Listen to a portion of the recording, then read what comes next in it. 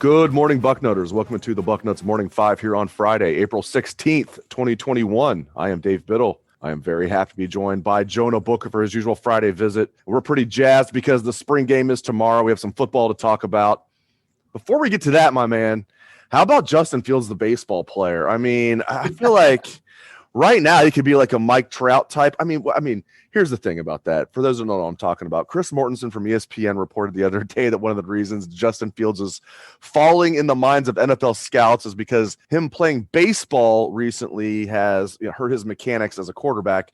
The young man did grow up as a very good baseball player and football player. He has not played baseball at all since the year 2018. Here's the thing. Chris Mortensen, JBook, to me, has always been one of the best in the business. I think he just made a mistake here. I think he was like getting him confused with Kyler Murray or something.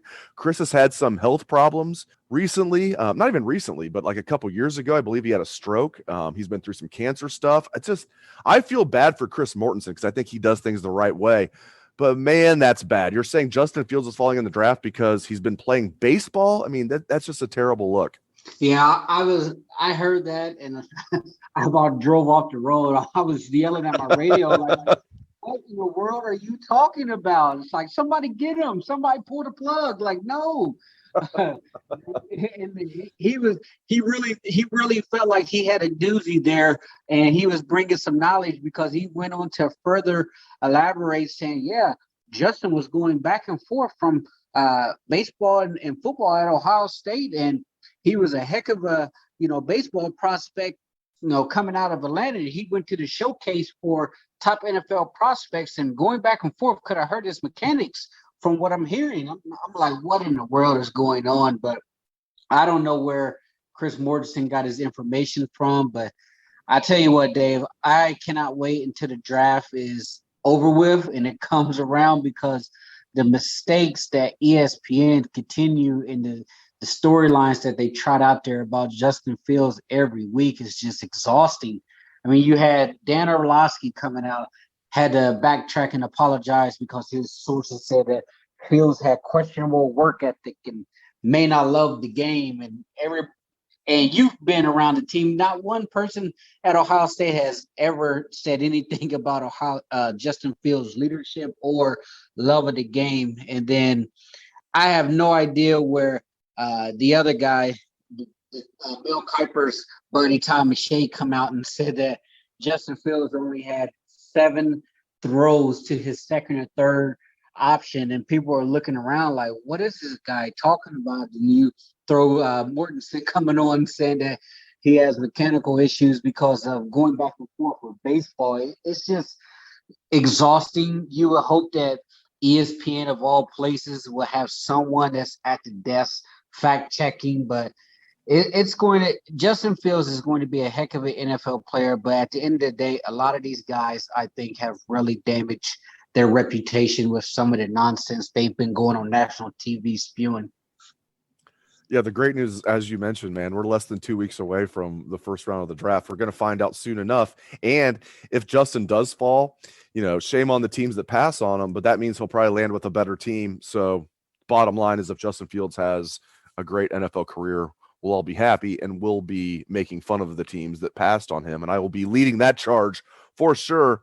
All right, let's get into the spring game tomorrow. I cannot wait for this, man. I mean, I'm excited every time for the spring game, but I think spring ball maybe usually, like most years, feels like it's a little bit like overrated, but I always get into the spring game. And this year, spring ball didn't feel overrated at all, considering they got it ripped away from them last year. All the young guys on the team, all the question marks. And I'm really excited to see this game tomorrow. Let's start off with the offensive side of the ball, Jonah. Players you are very excited to see tomorrow on the offensive side of the ball. Yeah, I have 2 guys, and I'm just going to start it in the running back room. My man Meatball. I want to see what the 2-8 guy is going to look like, because from all reports, he has looked tremendous. This spring, he's getting a ton of first-team reps with Master T kind of on the shelf, and they've been saving him.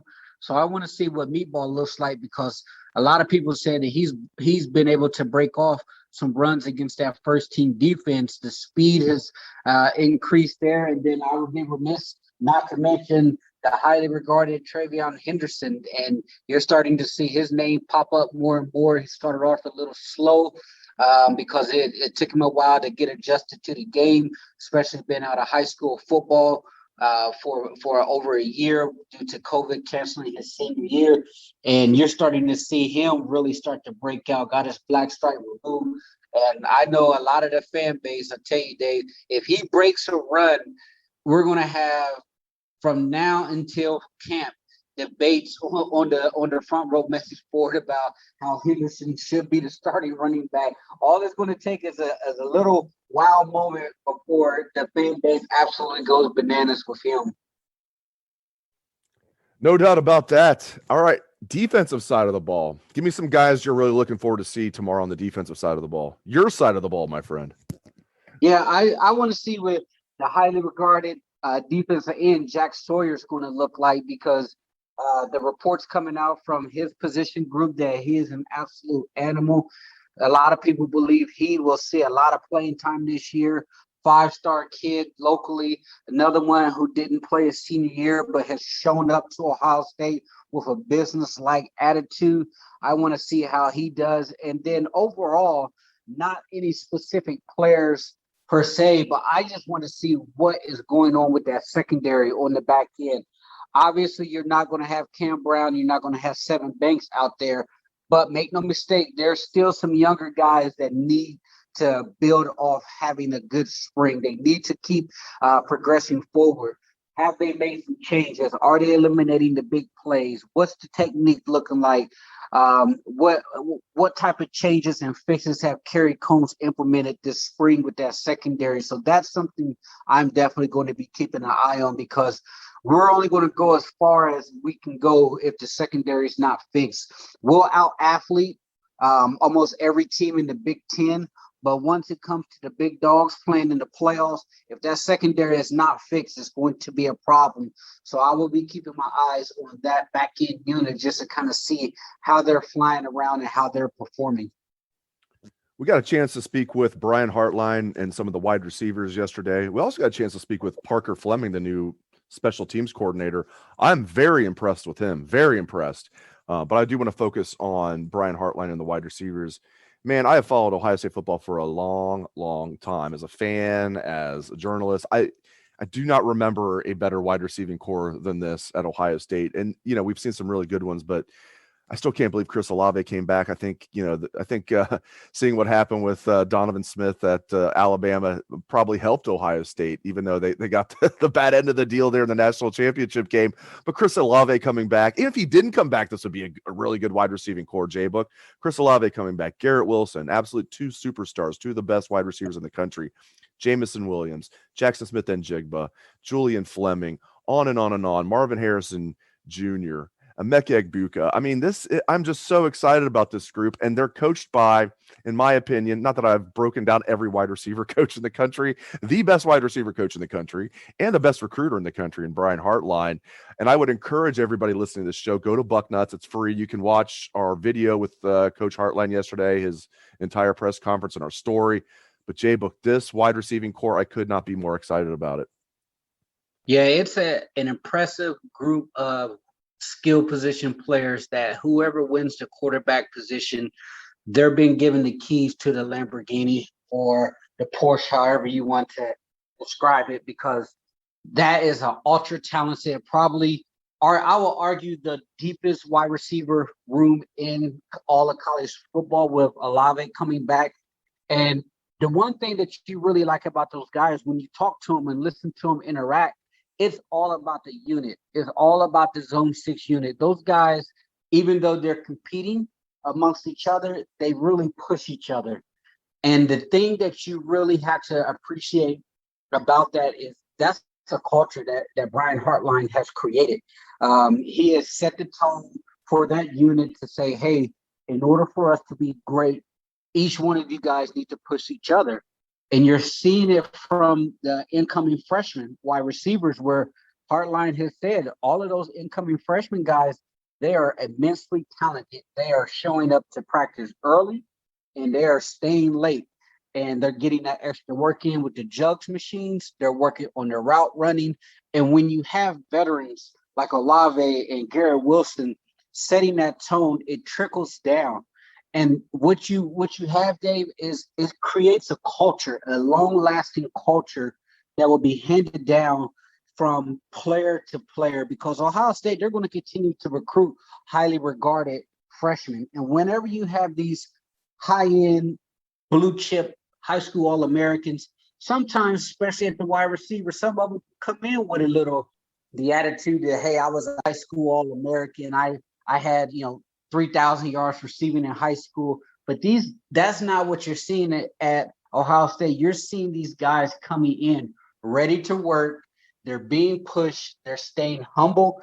And at the end of the day, when the next group of kids come up, they're going to work the same way because they're seeing their peers who are ahead of them working just as hard. So if you're coming in as a younger guy and you see the older guy working his tail off, you better fall in line, because if not, you will be exposed.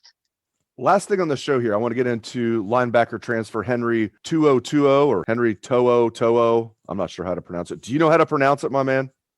Tutu? Tutu? Henry Tutu? Yeah, I'm not sure either. I haven't heard a game live where an announcer had tried to pronounce this, but everybody knows who we're talking about, the Tennessee linebacker that entered the transfer portal, who is out of this world good. Yeah, man. So, what do you think is going to happen here? Is it as simple, JBook, as if it's down to Alabama and Ohio State? It sounds like to me. Correct me if I'm wrong. And then also, it sounds like if the SEC waives its rule where you cannot make, transfers within the conference without sitting out a year, even though the NCAA has now said, I don't want people to get confused here. Now the NCAA has said, there's the one-time transfer rule. They have approved it. We all knew it was coming, where you can transfer and not sit out a year. So if Henry 2020 or Henry To'o, however he pronounces it. Henry, if you're listening to the show, we'll learn how to pronounce your name. Just be a Buckeye. We'll definitely learn how to pronounce your name. If he comes to Ohio State, he'll be eligible right away. If he transfers within the SEC, right now he would not be eligible right away. And he says he's only going to transfer if he would be eligible right away. But there's a lot of smoke out there, JBook, that the SEC might lift that rule. What do you think is going to happen here? Yeah, I've been hearing the same thing. He's supposed to be visiting schools come June. I believe his family has some things that they need to take care of for these next couple of weeks, and he's going to start hitting the road and visiting some of the schools. So you expect Ohio State will definitely get a visit from him, and they'll roll out the red carpet. If he does decide to come to Ohio State, it's going to be a crash course right away to get up to speed. But I do think it's going to be contingent on what happens with the SEC, because the time crunch is getting shorter and shorter. He's going to need to make a decision sooner rather than later, because he needs to get on campus, get enrolled, and start working on learning the playbook. And if the SEC drags this out, then you would think he's either going to have to stay in Tennessee, come to Ohio State, or look potentially closer to home in the Pac-12.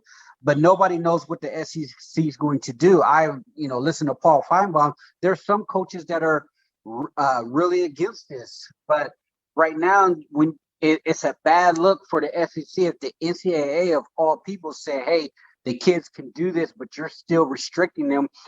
If other conferences open up the gates, it's going to put a lot of pressure on the SEC. The question is, when will they make a decision? They will have no choice but to lift this rule, but it's just going to be a matter of timing. When will they do it?